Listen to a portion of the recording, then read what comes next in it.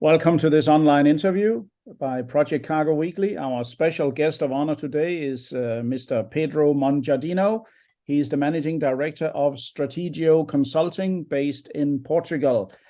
First and foremost, Pedro, very welcome to this online interview. Thank you very much. It's a pleasure to be here. Good to have you. Portugal is a favorite country of mine, and I still look forward to visit the country again and try some more of your good wines. Anyway, we need to get into gear. I always give my interviewees a chance to introduce a little bit about their background. So what can you tell me, Pedro, where are you from? What is your past? I know you have a big past, among others, in Africa. Now you're living in Portugal. Who are you, basically?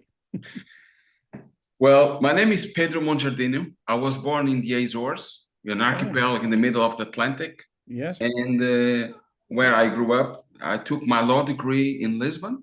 Mm-hmm. And then I went with my wife to Mozambique in 1997, where we landed on the 10th of August. Mm-hmm.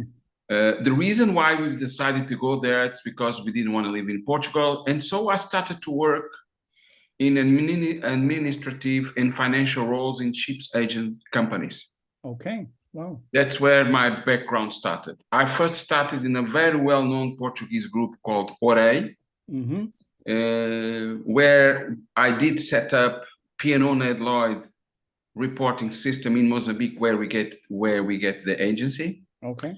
Then I moved to the biggest shipping company at the time in Mozambique called Manica Freight Services, Manica, when yes. the Mozambican team did a management buyout to the South African shareholders. Okay.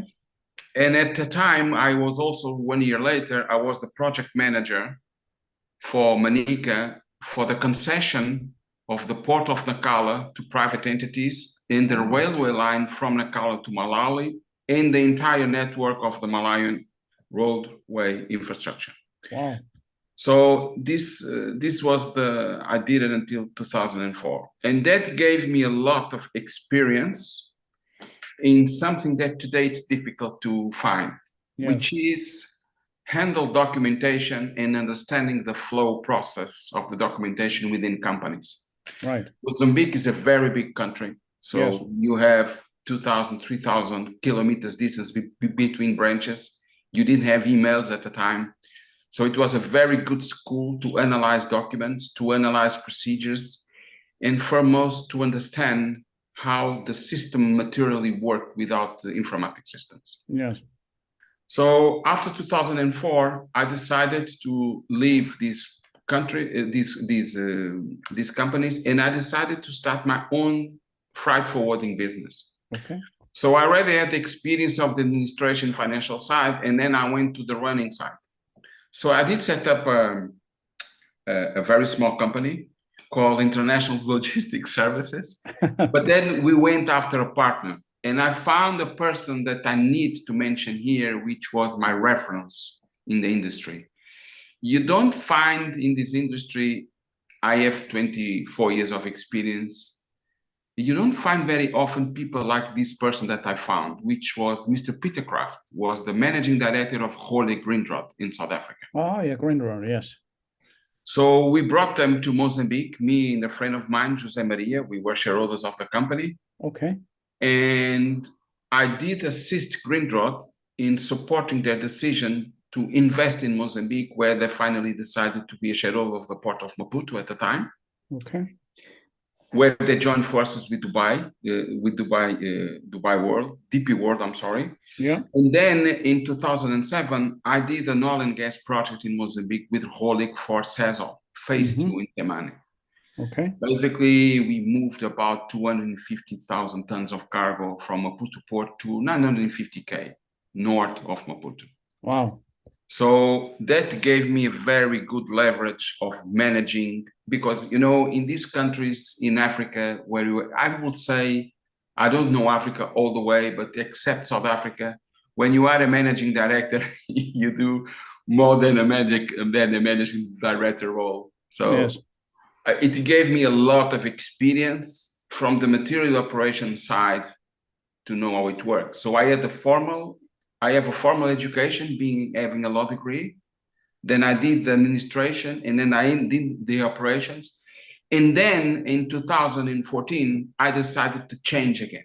Okay. I did because running companies in these countries it's very challenging. Yeah. So I decided to set up a logistics consulting company, which Okay. is, given my experience to analyze risk, to foresee problems, I thought that my best role would be to assist companies and investors to decrease their risk of operations or investment in basically in East Africa, where I did most of my work in Mozambique. Right. And then I did set up that, and since 2019, I started to shift a little bit my assistance to the humanitarian aid relief help. Oh yeah. And then I did a very big operation with the Portuguese Red Cross to the supply of sending aid relief to Idai cyclone in Beira.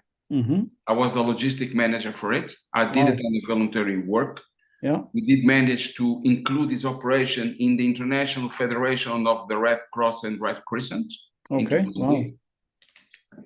And then last year, I was invited by the government of the Azores to be the coordinator of the COVID vaccination in Portugal, okay, where I worked closely with Admiral Gouveia Melo, which gave us the lead worldwide on vaccination first in 2 doses in a short period of time. In this year, I did a completely wild operation from starting with some friends, which was to find and bring from Ukraine surrogate mothers from Portuguese parents that they lost their surrogate mothers. Wow. To try to get them out. So this is more or less what Pedro Monjardino does. So I'm a man of logistics. I love to solve problems, like Mr. Peter Kraft used to say, you give me problems, I want to solve problems. And that's what I really like to do, is to set up operations where there's nothing to do and you need ideas and people that know how the system works. Yes, no, I'm very impressed with your with your resume here. I mean, from the Azores ending up in Mozambique, and then also being involved with the various both logistics and project enterprises. Very impressive. So Strategio Consulting, that means you're open for work from anyone that needs, let's say I have a company that needs help with a big project in Mozambique or in East Africa. You could guide them on solutions and how to do. Completely. I suppose you would be a perfect fit for that, right? Completely that. One of the things that I have specialized myself is to have a strategy for any type of operations. That's the best investment you can do. Yeah. It's not a waste of time, because when the strategy is poor, or when you don't have a strategy, the multiplicator factor of disaster, it's huge.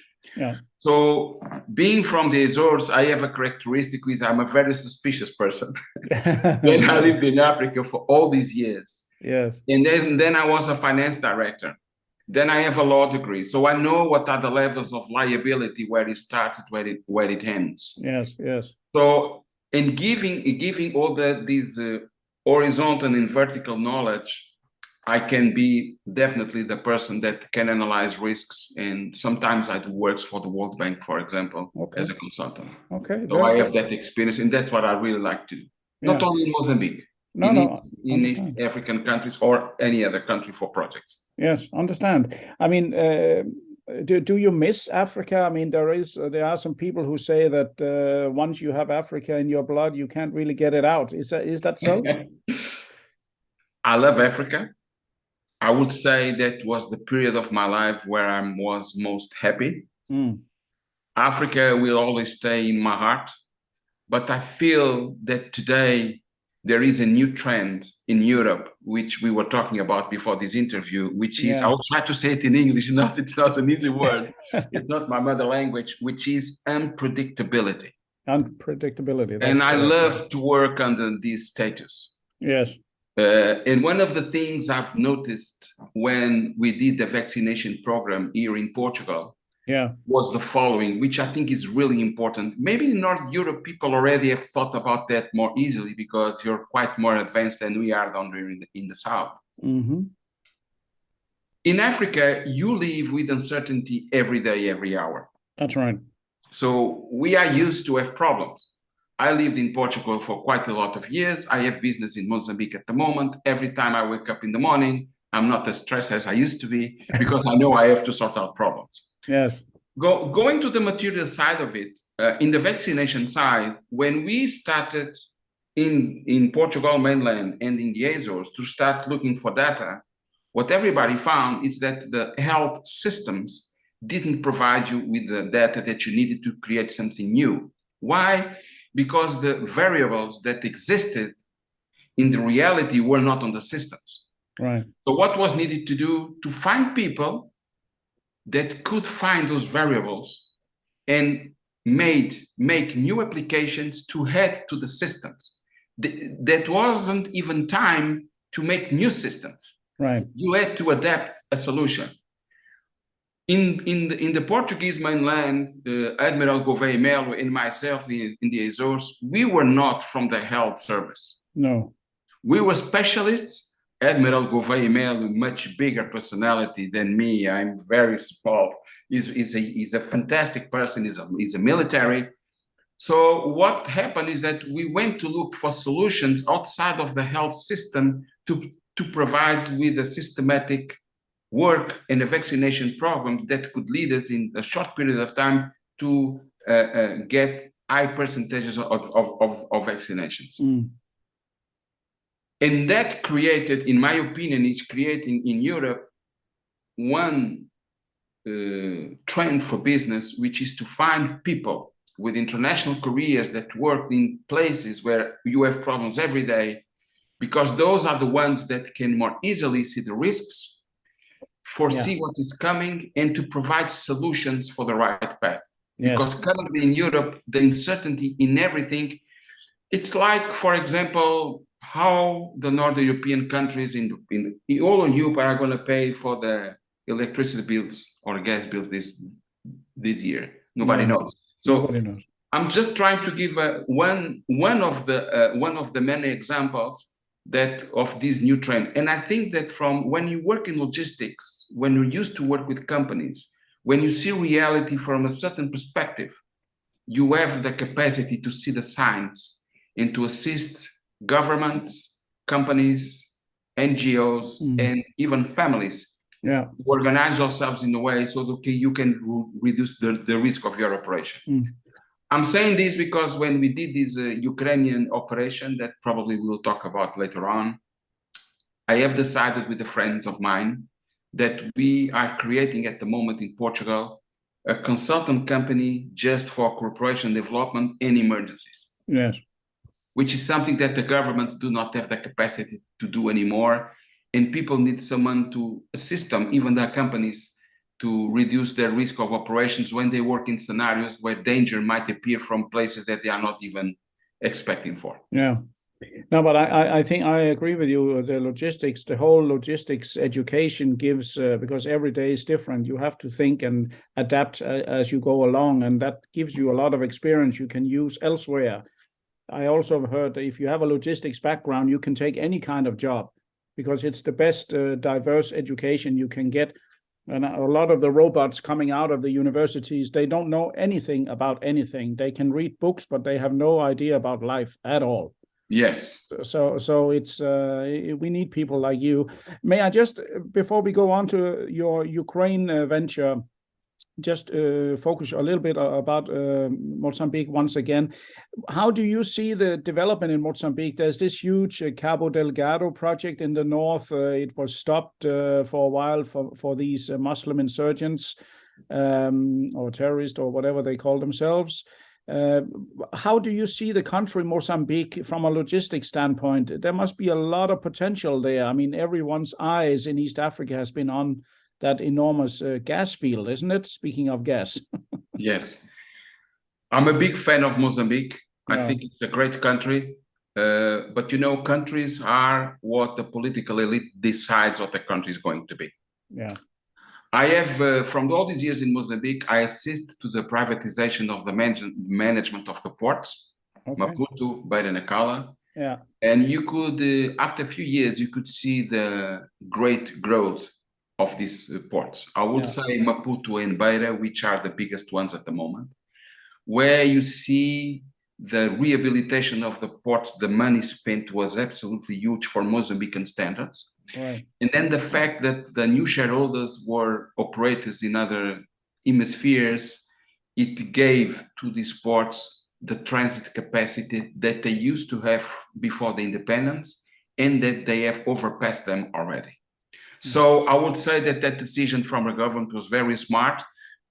It was due to conditions, economic conditions, but like in every country in the world, when you privatize, it's because you need someone to take over and take care of it.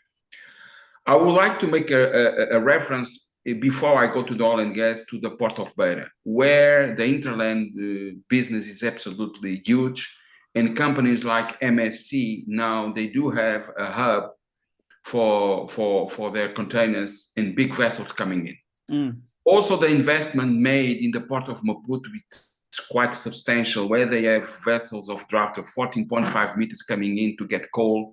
And so the investment has been very good. Why am I raising these two issues? And now we're going to compare it with the north of Mozambique. For two reasons. First, because there is infrastructure. So there was an infrastructure built that in Afungi and Palma doesn't exist. But you can build infrastructure if you have safety. Exactly. And you don't have safety in that area for very various reasons. And before I go there, I even want to mention something which I think it's important. The issue of the hidden debts in Mozambique did create a big off balance in the company, because before that there was some kind of projects and economics going on that we could see that the country would grow not only with these mega projects like we call them in Mozambique, but because we had some economic activity that was starting to grow.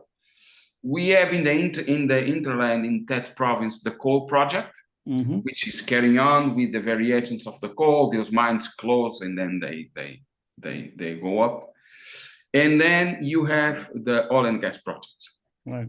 I would say to the oil and gas industry projects in Mozambique, we need to see it from the external side and internal side. On the external side, we must understand that there is much more reserves of natural gas in the world besides Mozambique. So the opportunity, and this is very important for the Mozambican government, the Mozambicans, to understand that they are not the only ones with that gold mine on their feet. So if I may just quickly ask, in a way, what you are, if I'm correctly in assuming, you are indicating a little bit that they have become a bit proud because of this gas. Is that what you mean, or? I would say definitely that, and I would say that probably they didn't take in consideration variations in the world that happens. If you have, for example, let me give an example. If you have other countries in the world where the production cost is lower, the speed of this project will not go as fast as we think it should be, because these Total companies, Chevron, and these other companies, they are everywhere. So they take possession of these projects, and they will start to balance their balance sheet in terms of investment by selling what they can sell with lower costing of production price. So I will say to take that in consideration, it's really important. Then you have the internal side. You will see that there are two major oil and gas projects in Mozambique with two differences of strategy completely different. You have the offshore project and the inshore project. The offshore project did not have any delay. They did the floating procurement. They built it in South Korea. It's working. Everything is working. And then you have Total project that it is an inshore project. Well, they do have this facility inshore, which is creating a lot of problems due to insecurity.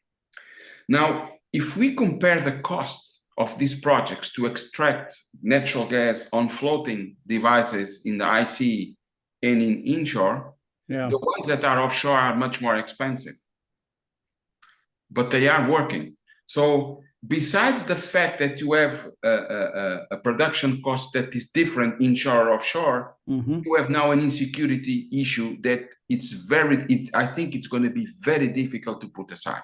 Yeah. So you think that the Cabo Delgado will not, I mean, it'll be delayed indefinitely. I think that one of two things are going to happen.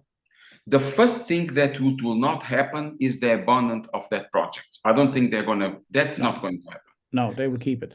They will definitely, because the reserves are huge. But I would say that they will probably one of two options. There will be a delay, that's for sure. Yeah. And most probably, I think they might try to change the inshore to the offshore. Yeah. And that is a big problem in terms of costing again. With the situation of war in Ukraine and with the escalation of costs everywhere, to have more variables of high cost production can even go to a further delay. Yeah. Because if you ask for these floating ships that they are doing, they will take 3 or 4 years to be done. So it's a big problem. And there's one more thing that is quite damaging if things don't change rapidly in terms of safety in Mozambique. This is, and I am included in what I'm going to say, this is the biggest opportunity for all these companies in Mozambique to participate in these projects. We have been waiting for this project for more than 10 years.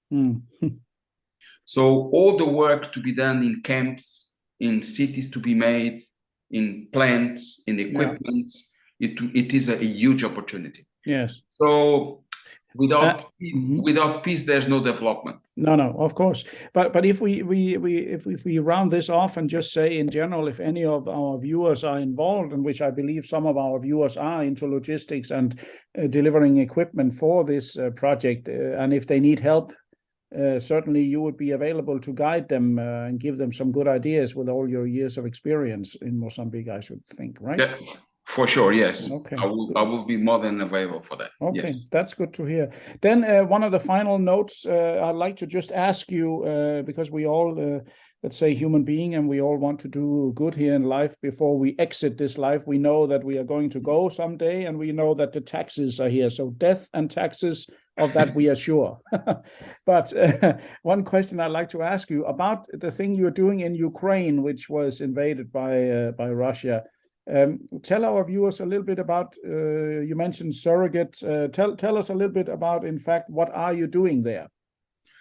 Okay, I was in Mozambique on the 25th of February when I received a call from a friend of mine saying that a friend of hers and her wife, they had a surrogate mother. They gave birth to twins in Kiev. Okay. The war started 3 days ago and she needed to take the babies out. Right. So she asked me for help. Okay. So short story, I managed to take them out to Poland. Okay. And then 19 other Portuguese couples contacted me and asked me to assist, to find and convince their surrogate mothers and families that wanted to come to Portugal to leave the country. Okay. So we got in touch with the Portuguese Ministry of Foreign Affairs. Okay. We gave all the information. We got people in Poland, Hungary, Moldavia, and Bucharest. Okay. To assist, and we started a logistic operation. Yes. Which was to move those people, to convince them to exit, to move the parents or people that could assist them to the borders, because it's a huge and dangerous place for trafficking of people. Yeah. Mothers living with the kids because the parents couldn't leave because of the martial law. No. And we did that all in terms of voluntary. So we then got psychological support to the Portuguese parents in Portugal. Okay. We assist them coming to Portugal, registration. We managed to convince the government to find ways for those babies to become sons of the Portuguese parents due to legal issues that needed to change, which was done. And then when we were doing this, and I was in Mozambique, and then I was in Portugal, we decided, since we have done previous operations, that now it was time to start a new service, which is to provide emergency service in these situations for companies, governments, and families that need our assistance. Okay. That's, so I think this is what the new trend of the impracticability that, yes, that we have nowadays is people with knowledge of logistics and have the contacts and know how these operations are done. Yes. So high-risk operations, but that's the way. Yeah. That's what we are going to do. I must say, I'm very impressed. I mean, you've certainly proven your worth, not only from a business perspective, but also from a human kindness perspective. And people are standing there, and you have big organizations like governments and whatnot, and nothing happens. They only can do quote unquote. They need people who can go in between and sort out the solutions and have boots on the ground, so to speak. And I think you are a very practical man, and you also know you have the theory background, but you can also do something, not only talk about it. And, Bo, nowadays with the less spectrum of the governments has less power than they used to have. That's right. And one of the countermeasures was the fact that today you can do anything because you have access to a lot of information. Correct. So I see that as a good opportunity for people who has the skills and tools to do these things. It's like any lesson in life that we learn. We don't wait for people to do things we know how to do it. We do it ourselves. Of course, there are risks, and you need to advise them of the risks. But I would say that definitely this is an area I like to work with risk and emergencies. It's really what is. I think at 55, I know exactly what I want to do. Well, you are certainly 55 is no age. We still have, I'm 59, so we still have, let's say, another 25 years to go. so exactly. Another quarter. But listen, Pedro, most interesting, first logistics, then let's say human resources and human action, and really a versatile gentleman you have proven to be. Very impressive. I want to thank you officially for this interview, Pedro. Thank you. I appreciate the invitation. Thank you very much for meeting me. And whenever you come to Portugal, please let me know. And I will take you to the Azores, the most beautiful place in the world, I can assure you. I would love to go there. I've never been, but I would love to. I want to say also to all our listeners, viewers, and readers from around the world, this was yet another great interview by Project Cargo Weekly. Our special guest of honor today has been Mr. Pedro Monjardino. He is the managing director of Strategio Consulting and an expert in logistics, foreign assistance, I may say, and solving practical problems of a diverse nature. So it's been good talking to him. Stay tuned for more interviews in the near future. Thank you very much.